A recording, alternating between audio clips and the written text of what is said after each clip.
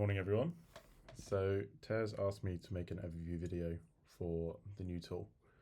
I think this is a pretty exciting update, and from what I've been talking to Tara about, this is just the start and there's far more to come, so this is definitely a good place to be right now. So my plan is to take you through it section by section, explain kind of what it is and how you can use it. But as Tara mentioned, this is a beta launch at the moment, so if you do come across anything not quite right, then please do leave a comment in the comments for this post and I can address them and get them fixed. The same goes for any missing tickers. If there's any tickers you want that aren't on here, please leave that in the comments as well and I can get them added as long as they are available through the API. I had to run some ticker cleanups and some good ones got caught up in that, so there might be a few missing, but please let me know and I can get them added as long as they are available through the API. So you'll notice from the get-go an updated dashboard. So seasonality still here as it was. Some of you will recognize that. But we now have the upcoming earnings added to the dashboard, and I'll just take you through how to use those. But firstly, we've got research ticker. So if we chuck a ticker in here, that will take us to the new ticker page, which includes all of the information that this site has available for that ticker. So at the moment it's seasonality data and earnings history data and valuation. So I'll go through a bit more about what this all means as I go through this video, but if you do want to just research a particular ticker and find out information you can on it, then that's the place to do that. So the first main card you'll come across is the upcoming earnings to watch. So what this is this is our higher conviction plays. So anything with a score under 40 or over 75, which basically means a very good score or a very bad score.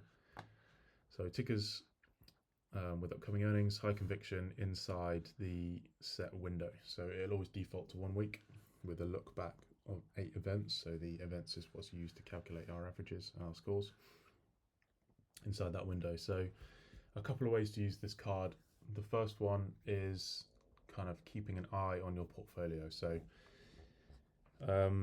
you can check this regularly to see if any of the tickers in your portfolio have upcoming earnings, and you can keep, if you see them in here, that means they're high conviction. So either they're very strong, or probably what you want to keep more of an eye on is any particularly weak ones coming up. So say for example we had Tilray in our portfolio, which some of us might have at the moment because it's been on a bit of a tear.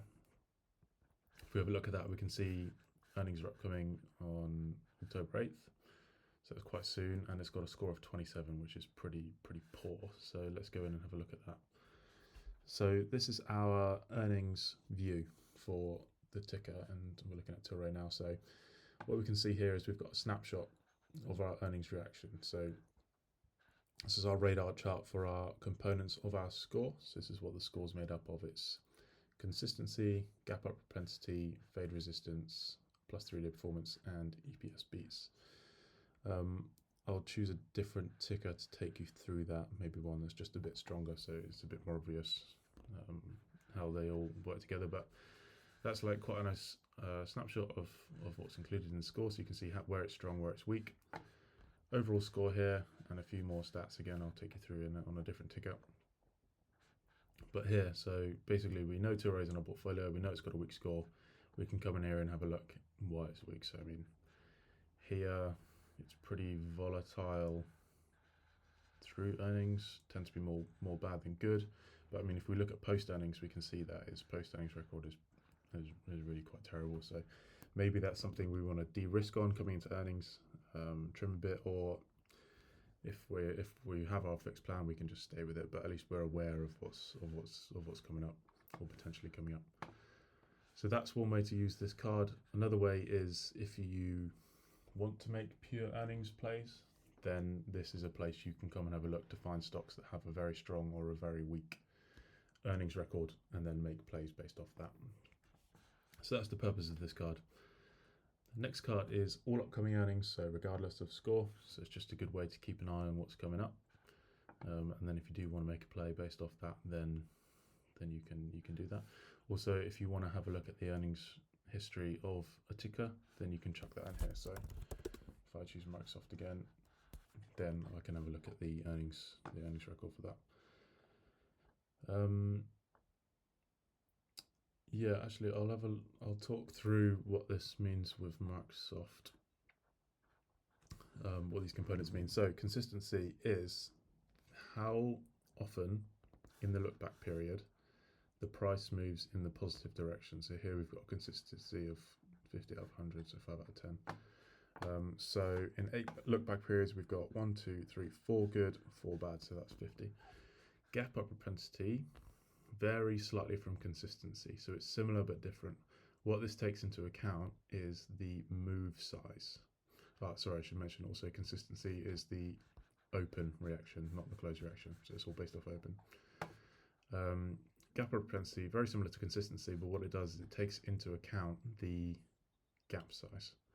So we can see, just quickly looking at the open, when it opens positive, it tends to open larger than when it opens negative. So that's tipped the gap up propensity more in favor of bullishness than bearishness, which is why we have a slightly higher score than we do consistency. Fade resistance is the stock's ability to hold a move from open. So it rewards either holding an open or pushing up, and punishes being faded. So basically opening and going down. So here we can see it open at 8, closed at 4, open at 9, closed at 7, open at -5, closed at -5. So Microsoft tends, well, actually in every single one of these, tends to be faded to some degree. Well, I say faded, moves in the negative direction from open. So you can see it's got a pretty poor fade resistance score there. Plus 3 days is the performance of the price 3 days post earnings reaction or earnings release. So that's quite useful in the sense that if you did take this play and the stock gaps down on open, probably not so much, but it gapped down a little bit, then you can have some confidence, if it's a strong score, that it might come back in plus 3 days. So you can choose whether to play that probability or not. And then the final component is the EPS beats. So how often the company beats EPS estimates. So they're the 5 components of the score. The overall score is shown here, and then the weighting for the components is shown here, just so you can understand how that all goes together to build the score. So consistency makes up 30%, gap up propensity 30%, fade resistance 20%, 3-day performance 10%, and the EPS beats 10%. And there's a few other stats here. So EPS beats 8 out of 8, it's great, it's 100%. Average gap looks at the performance for the look back quarter and then gives you the average gap. So according, if we had a perfect average on our next open, we would expect the stock to open plus 1.83%. And then we've got our gap volatility, so what percentage move we can expect in a 1SD move, so 5.3% in this case. Valuation, I will cover its purpose soon when I go through the earnings history screen now. So if I go back to the dashboard, so we've covered our upcoming earnings to watch, all upcoming earnings. We can access tickets through there if we choose, if we know what we want to look for. And then seasonality is the same as it was. So we can see for the next month, so November in this case, our performance. All of these columns are sortable as well. So if you did want to sort by a score, find the strongest scores, then or the highest averages, then that's where you can do that. But to be honest, if we're looking at any of these, it's best to go into the actual dedicated tab for them. We can get much more information. So that's the dashboard. So quite a lot more to look at there. Some pretty useful things, particularly I think this one here. Keep an eye on your portfolio. So Flow Database is still under a separate URL. We're looking at kind of putting them all under one login. That's our next plan. So it's there and it's accessible. So everything is accessible through this one URL. So this is one to bookmark, and then to get to our Flow Database, we can do it. We can do it there. DEX chart. So it's been pulled under the same URL as well. What we've added new, and again it's in beta, is the stock history. So from today onwards, it will start taking the snapshots. So tomorrow we should have our first snapshot for yesterday. So what it does effectively is it takes a snapshot intraday every day, and then this will build out through the week. So we'll be able to access our historical data. But yeah, for now, for today, it's just live, and then the DEX chart should be all good. I know we've got some problems with the mobile display, and I'll get that fixed as soon as possible. But for now, everything's working here. I believe the old DEX chart is still up, so if you are on mobile, that's an option for now. Seasonality in terms of the screener is exactly the same. What has been added is the DEX ratio here. So that DEX ratio is the previous day's DEX from the snapshot, not the live one. That's just something to note, but that's all the same. So the screener can be used in the same way to find strong performance for a chosen month, upcoming month. But what is new in here is our monthly returns heat map. So this one's quite useful. It just gives us a different view of seasonality. Someone made a good point that previous months obviously have an impact and are important to consider. So you can see that here. So for example, not on this one, but for example, we could find that October is always green except for when September was also green, and then we had a red month in October. So these are all things that we can just kind of see just by looking at this returns heat map. Moving on to earnings.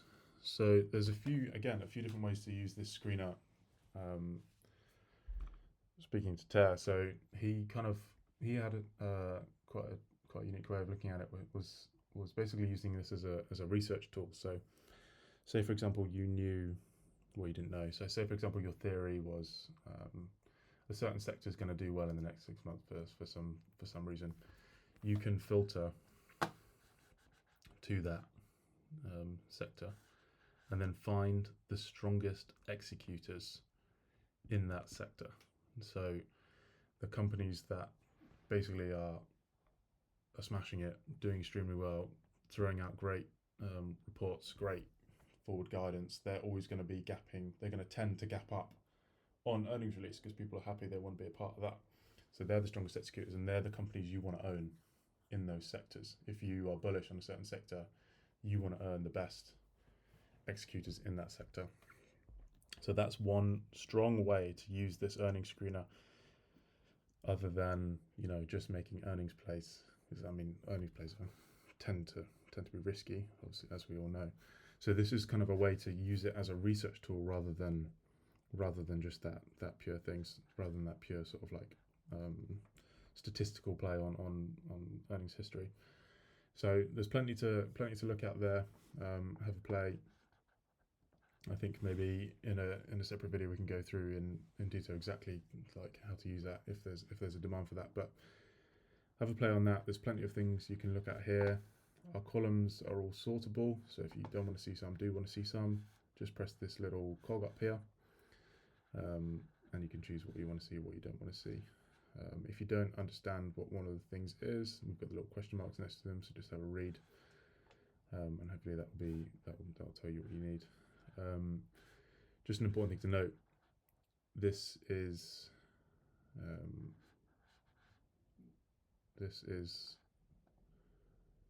everything. This is showing all of the tickers with earnings within this window here. So if you are looking for a set ticker and it's not there, it's probably because it's not reporting in the time frame that you've got selected. So make sure you just change that, probably up to 6 months, and then you should find the ticker you want. Yeah, let's go back into this. So as I mentioned, using it as a research tool. Let's just find Microsoft. Using this as a research tool, then we have this card here that we can look at. So it's just something extra to look at to help guide your thinking. So obviously if we're looking for strong executors, and then we pick one and we're not looking at valuations, then we could be buying in at kind of like an extraordinarily high valuation, which maybe we wouldn't want to do. So the valuation, multiple snapshots there for you to have a look at, just quite useful thing to take into consideration. And then finally, we've got our technical structure. So you've probably all seen Ter's Excel sheet with his, basically the stocks he's got in his portfolio, and then their technical structure. So where they're sitting on the daily EMA, weekly EMA, and monthly EMA. So chuck your tickers in there. It'll add them to the list, and then it's quite a good way just to keep an eye on everything from a technical standpoint in one place, so you can see whether maybe if something's starting to fall below its key moving averages, then maybe it's something you want to cut or give a chance or basically review. So that's the point in this. This is based off the last trading day's closing price rather than the current price. Just an important thing to note. Yeah, I think I've covered everything there. There's one thing to note is, just for now, while we're in beta, and I will find a way to fix this, is when you're better present it, is when you're going through particularly the low scores. Some data, let's try and find an example. Sometimes you might see plus 0% in here, and that's just the API not having the data. So, but we still want to be able to see what is available. So for now, when you're using this, just make sure you're not fully relying on the score and actually check the history. Here's an example here. Just check the history, because it's what we're pulling from the API, and the API is not always perfect. So just make sure you're checking that. But the tool as it is working fine. There'll be a few, while we're in beta, a few small things, but please do let me know if you find something. I can get that fixed as soon as possible. Yeah, so please enjoy. If you've got any questions, anything like that, please put them on in the comments, and we can see if we can get to answering those, or maybe make a different video in the future just to go over anything that was asked in there. Cool. All right. Thanks, guys. Enjoy the tool.